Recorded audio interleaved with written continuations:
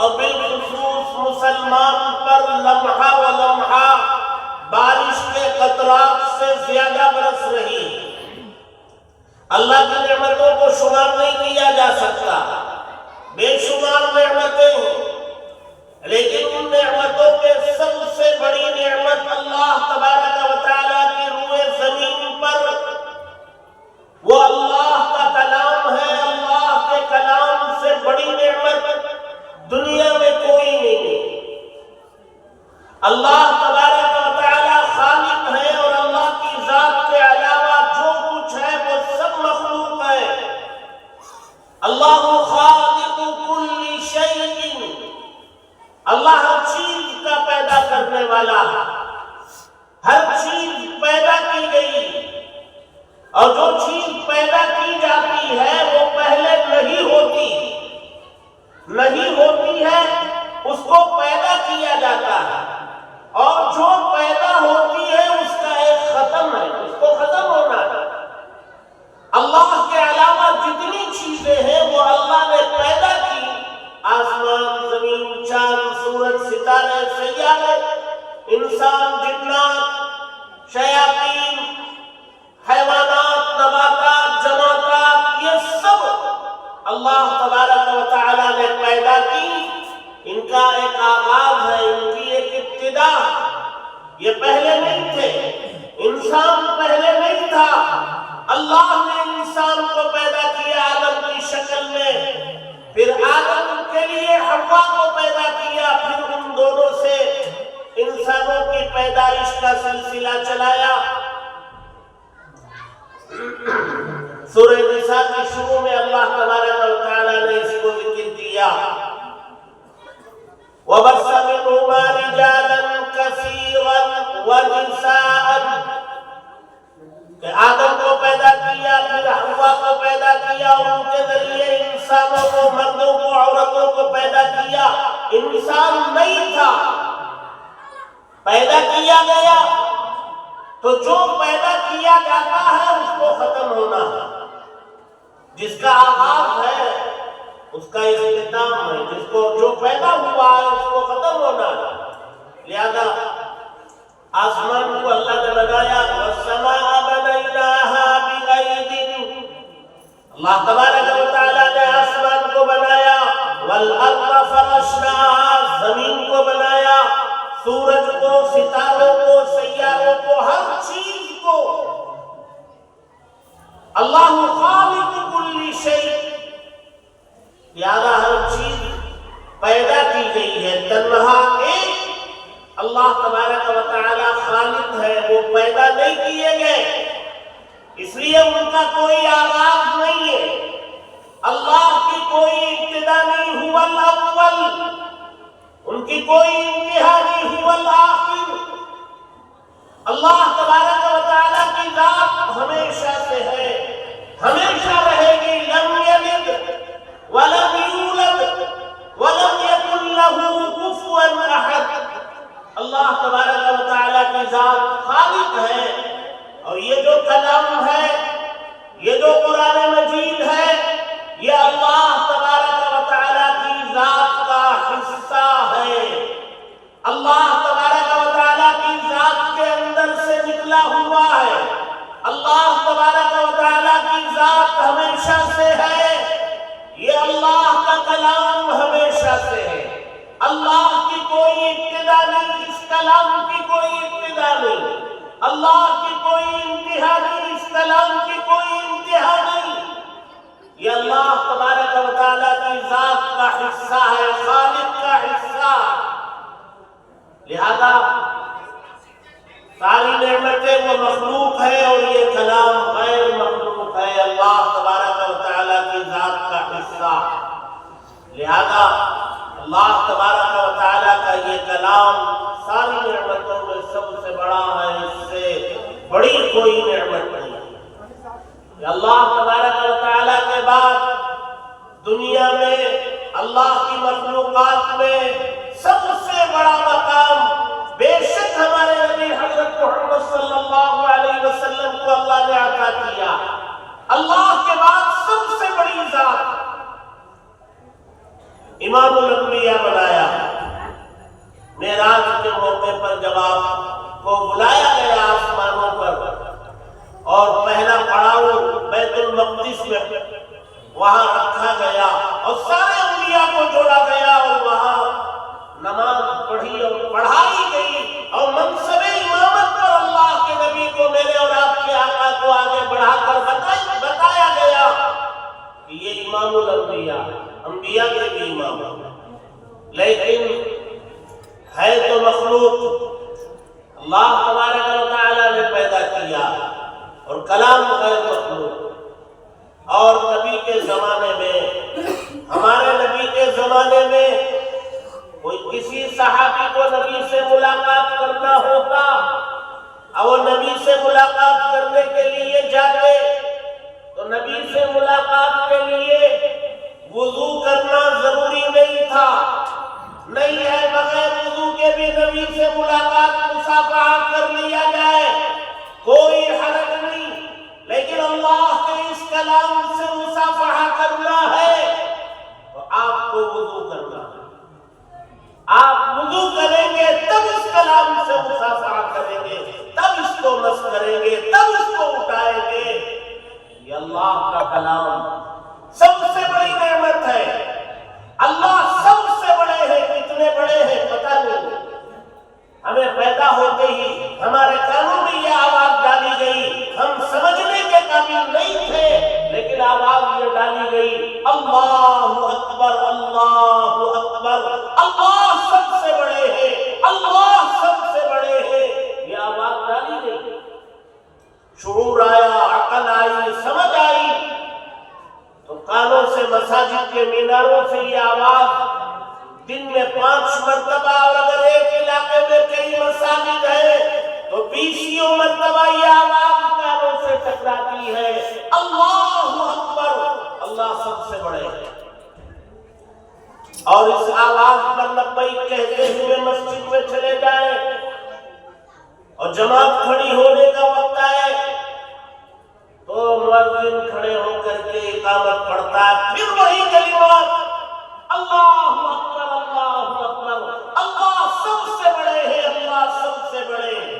اقامت ختم ہوتی ہے، امام نماز شروع کرتے ہیں اور تکبیر تحریمہ وہ پڑھتے ہیں تو تکبیر تحریمہ بھی اللہ اکبر، اللہ سب سے بڑے۔ دن میں سینکڑوں مرتبہ یہ آواز کانوں میں پہنچائی جاتی ہے میرے اور آپ کو، اللہ سب سے بڑے، کتنے بڑے ہیں۔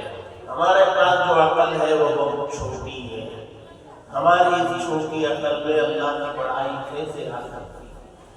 نہیں آ سکتی۔ ہمیں ہمارے نبی نے یہ بتایا، اللہ ہر جگہ حاضر ہے، ہر چیز کو سن رہے ہیں، ہر چیز کو دیکھ رہے ہیں، کوئی چیز ان کے احاطے علم سے باہر نہیں ہے، ہر چیز ان کے علم میں ہے، وہ ہر جگہ موجود ہے، بہت بڑی ذات ہے، ان کی بڑائی ہماری چھوٹی عقلوں میں نہیں آ سکتی۔ وہ جتنے بڑے ہیں یہ کلام انہی کا ہے، ان کا یہ کلام ہے، ان کی ذات کا حصہ ہے، ان کی بڑائی جیسے ہمارے ذہنوں میں نہیں آ سکتی ہے، ان کے کلام کی بڑائی بھی نہیں آ سکتی، ان کی بڑائی ہمارے ذہنوں میں نہیں۔ کتنے بڑے ہیں وہ، اتنا بڑا ان کا کلام، کتنا بڑا پتہ نہیں، بہت بڑا کلام، اتنا بڑا کلام ہے کہ اس کلام کی چند آیتیں نازل ہوئی تو مکہ مکرمہ میں عبداللہ کے بیٹے محمد جو یتیم تھے اور مکہ مکرمہ کی آبادی میں رہتے ہوئے دم گھٹنے لگا تو غار حرا میں اللہ کی یاد کے لیے چلے جایا کرتے تھے۔ عبداللہ کے بیٹے محمد ابن عبداللہ کی حیثیت بدل گئی، اسی کلام کی چند آیتوں کے نزول نے حیثیت کو بدل دیا، محمد ابن عبداللہ کو محمد رسول اللہ بنایا، اور وہ حیثیت بدلنے والا یہی کلام ہے۔ یہ اللہ کی سب سے بڑی نعمت ہے روئے زمین، اور اس نعمت کو اللہ تبارک و تعالی اس نعمت سے جس کو نواز دے، جس کو مل جائے یہ نعمت، پڑھنے کی دولت مل جائے، چاہے وہ دیکھ کر کے ہی پڑھنا، ناظرہ پڑھنا آ جائے، اور پڑھنا آنے کے بعد وہ پڑھنے کو حفظ جان بنا لے، دیکھ کر پڑھنا آنے کے بعد وہ پڑھنے کو اپنا معمول بنا لے، وہ قرآن کی تلاوت کا عاشق ہو جائے، اللہ تبارک و تعالی نوازتے ہیں دنیا میں بھی آخرت میں بھی۔ اور اگر اللہ اس کلام کو کسی کے سینے میں محفوظ کر دے، پورے کلام کو الحمد سے لے کر کے الناس تک، اس پورے کلام کو اللہ اگر سینے میں محفوظ کر دے، اس کا کیا پوچھو گے؟ اس کے مقام و مرتبے کو کیا پوچھو گے؟ جو سب سے بڑی نعمت ہے، اللہ تبارک و تعالیٰ نے اس نعمت کو سینے میں سمو دیا۔ اللہ نے ایک وعدہ کیا، اِنَّا نَحْنُ نَزَّلْنَا الذِّكْرَ وَإِنَّا لَهُ لَحَافِظُونَ، بے شک ہم ہی نے اس کلام کو ہم ہی نازل کرنے والے ہیں اور ہم ہی اس کی حفاظت کریں۔ اللہ تبارک و تعالیٰ کے اس وعدے کی عملی شکل دنیا میں یہ مدارس ہے، اور ان مدارس میں پڑھنے والے یہ طلباء ہیں جو اپنے سینوں میں قرآن محفوظ کر لیتے ہیں۔ ظاہر سی بات ہے، بہت بڑی نعمت ہے اللہ جن کو اس نعمت سے نوازتے ہیں اور وہ اس کی قدر کر لیتے ہیں، اس نعمت کی قدر کرتے ہیں، اور جس مقصد کے لیے اس کلام کو نازل کیا اس مقصد میں استعمال کرتے ہیں۔ اس کلام کو نازل کرنے کا مقصد اس کی تلاوت ہے، یہ پڑھنے کے لیے نازل کیا گیا ہے، اس کو پڑھا جائے، اس کا نام ہی قرآن ہے، یہ اس کے نزول کا مقصد تلاوت، اور پھر اس کو سمجھنا، پھر اس میں دیے گئے احکامات پر عمل کرنا، لیکن پہلا مقصد تو تلاوت ہے۔ ربنا وابعث فیہم رسولا منہم یتلو علیہم آیاتک کا پہلا مقصد نزول کا اس کی تلاوت کی جائے۔ جن کو اللہ نے اس نعمت سے نوازا ہے وہ اس کے نزول کے مقصد میں استعمال کرنے والے بن جائے اور پڑھنے والے بن جائے، اور پھر اللہ نے توفیق دی سمجھنے والے بن جائے، پھر عمل کرنے والے بن جائے۔ دنیا و آخرت دونوں جہاں کی کامیابی اس کے لیے اسی کلام کے اندر اللہ تبارک و تعالیٰ نے رکھی۔ اللہ کا یہ کلام انسان کو ترقی اور بلندی پر لے جاتا ہے، یہ کلام اوپر اٹھانے کے لیے نہ جو جڑتا ہے اس کو اوپر اٹھاتا ہے۔ یہ حفاظ جس سے جڑے اللہ نے ان کو اسٹیج پر بلا لیا۔ میں اگر آج اس چیئر پہ بٹھا دیا گیا کوئی کمال میرے اندر نہیں، اس چیئر پر بٹھایا گیا ہو اس کلام کی وجہ سے، جس کلام کو اللہ نے اپنے فضل سے میرے سینے میں منتقل کر دیا، اور اس کے منتقل کرنے کے لیے قوم کے ملت کے نونہالوں میں منتقل کرنے کے لیے اللہ نے ان کے ساتھ بٹھا دیا۔ اس کلام کی برکت ہے کہ اللہ نے یہاں بٹھا دیا۔ یہ کلام کی صفت لازمہ ہے، جوڑنے والے کو بلندی پر پہنچاتا ہے۔ اور یہ امت جس کے پاس اتنا عظیم نسخہ اوپر اٹھنے کے لیے، بلندی پر جانے کے لیے، کامیابی کی منزلوں پر پہنچنے کے لیے جس کے پاس اتنا عظیم نسخہ موجود ہے اللہ کا کلام، وہ امت در در کی ٹھوکریں کھا رہی ہے، ذلت و خالی اس کا مقدر بنا ہوا ہے، فٹ بال کی طرح اس کی حیثیت ہو گئی، جو دیکھو وہ اپنے پیر سے لاک مارتے ہوئے چلا جا رہا ہے، خس و خاشاک کی طرح بہتے ہوئے چلے جا رہے ہیں، کوئی وزن، کوئی مقام، کوئی حیثیت اس کلام کے حاملین، اس کلام کے رکھنے والوں کو نہیں مل رہی۔ وجہ کیا ہے؟ وجہ یہ ہے کہ اس نسخے کا استعمال لوگوں نے کرنا چھوڑ دیا، اس کلام کو نزول کے مقصد میں استعمال کرنا چھوڑ دیا۔ پڑھنے کے لیے نازل کی گئی تھی، امت کے بڑے طبقے کو پڑھنا ہی نہیں آتا، مدارس کی مکاتب کی صورت ہی نہیں دیکھی لوگوں نے۔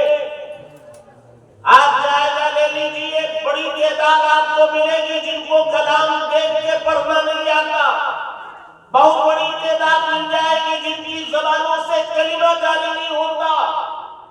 بہت ساروں سے یہ سوال کر لیجیے کہ بھائی تمہارے نبی کا نام کیا ہے، بڑی تعداد ملے گی نبی کے نام کا پتہ نہیں۔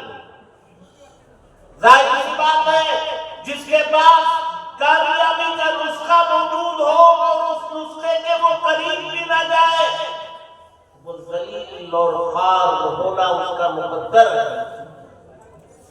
کامیابی اگر چاہتے ہیں تو انہیں کلام کے قریب آنا پڑے گا، مکاتب کو آباد کرنا پڑے گا، ہماری نسلوں کو قرآن سے ان کا رشتہ مضبوط کرنا پڑے گا، ہمارے بچے کو، بچی کو قرآن کی تلاوت کا عادی بنانا پڑے گا۔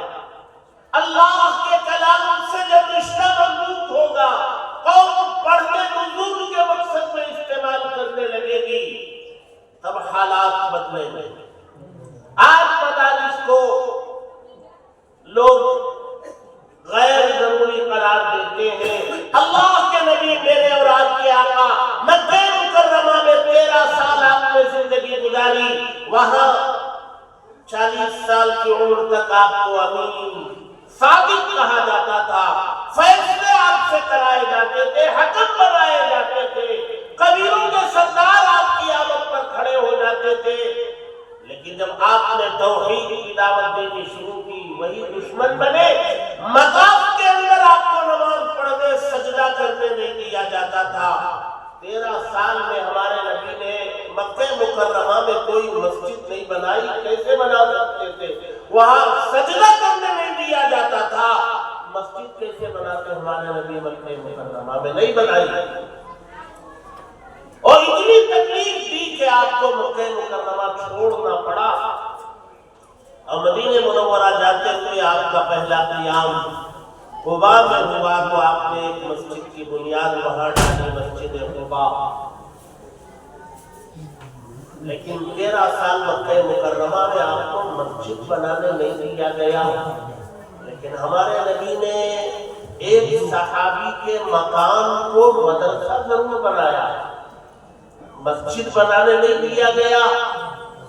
تو ہمارے نبی نے ایک صحابی کے مکان کو، حضرت ارقم کے مکان کو مدرسہ بنایا، اور وہاں اللہ کے کلام کا جو حصہ نازل ہوا ہوتا، ایمان لائے ہوئے صحابہ کو اس دار ارقم میں بیٹھ کر کے اس نازل شدہ کلام کی آیتوں کو پڑھانے کا، سکھانے کا کام کرتے، دین سکھلانے وہ مدرسہ تھا۔ ان حالات میں بھی جہاں سجدہ کرنے نہیں دیا جاتا تھا، مسجد بنانے کا کوئی ماحول نہیں تھا، لیکن ہمارے نبی نے وہاں مدرسہ قائم کر کے قیامت تک آنے والے مسلمانوں کو پیغام دیا، دنیا میں اگر کہیں حالات کسی علاقے میں ایسے ہو جائے کہ وہاں مسجد بنانے نہ دیا جا رہا ہو، کھلے عام سجدہ کرنے نہ دیا جا رہا ہو، کوئی بات نہیں، بند کمرے کو مدرسہ ضرور بنانا، اور وہاں اللہ کے کلام کی تعلیم کے سلسلے کو جاری رکھنا۔ یہ دار ارقم سے اللہ کے نبی نے قیامت تک آنے والے مسلمانوں کو پیغام دیا۔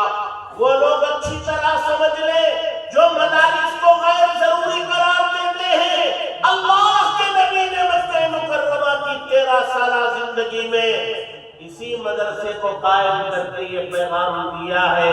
یہ مسلم معاشرے کے لیے اتنا ہی ضروری ہے جتنا انسان کے زندہ رہنے کے لیے سانس ضروری ہے۔